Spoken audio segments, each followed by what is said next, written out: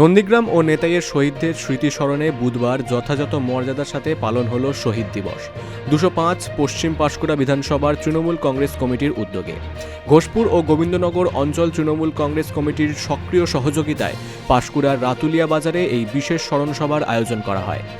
এই দিন অনুষ্ঠানে শহীদদের প্রতিকৃতিতে মাল্যদান ও পুষ্পার্ঘ্য অর্পণের মাধ্যমে শ্রদ্ধা জানানো হয়। উপস্থিত ছিলেন পশ্চিম পাঁশকুড়া বিধানসভার বিধায়ক প্রতিনিধি জহিরুল ইসলাম এবং তমলুক সাংগঠনিক জেলা তৃণমূল কংগ্রেসের সাধারণ সম্পাদক নন্দকুমার মিশ্র। এছাড়াও স্মরণসভায় অংশগ্রহণ করেন তৃণমূলের বিশিষ্ট নেতৃত্ব সুধাংশু আদক, দিলীপ ভুইয়া, আকরম সিদ্দিকী, অজয় মণ্ডল, সোনালী মান্না, বেনজির বিবি, রাজীব মাইতি এবং ইন্দ্রজিৎ বেরা প্রমুখ।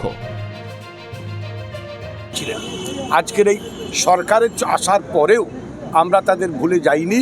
আমাদের প্রিয় নেত্রী, পশ্চিমবঙ্গ তথা ভারতবর্ষের সফলতম মুখ্যমন্ত্রী, সর্বভারতীয় তৃণমূল কংগ্রেসের সভানেত্রী মমতা বন্দ্যোপাধ্যায়ের সুযোগ্য নেতৃত্বে সেদিন এই জনমত আন্দোলনকে সংগঠিত করতে যারা শহীদ হয়েছিলেন তাদের প্রতি আজকে শ্রদ্ধা জানানো, আর সাথে সাথে লালগড়ের নেতায়ে আমাদের যে সহকর্মীরা শহীদ হয়েছিলেন তাদের প্রতি শ্রদ্ধা জানাতে আজকের এই শহীদ দিবস উদযাপন।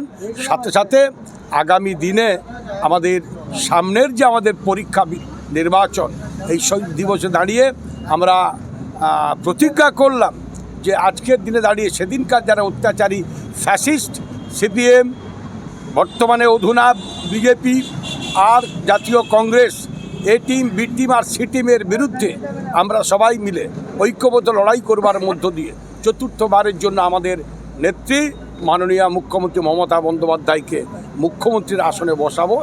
আমরা সবাই মিলে ঐক্যবদ্ধভাবে আমরা শপথ গ্রহণ করলাম। সব মিলিয়ে স্থানীয় এলাকায় দিনটি গভীর আবেগ ও শ্রদ্ধার সাথে পালিত হয়। পাঁশকুড়া থেকে পূজা দাসের রিপোর্ট, বিগ নিউজ বাংলা।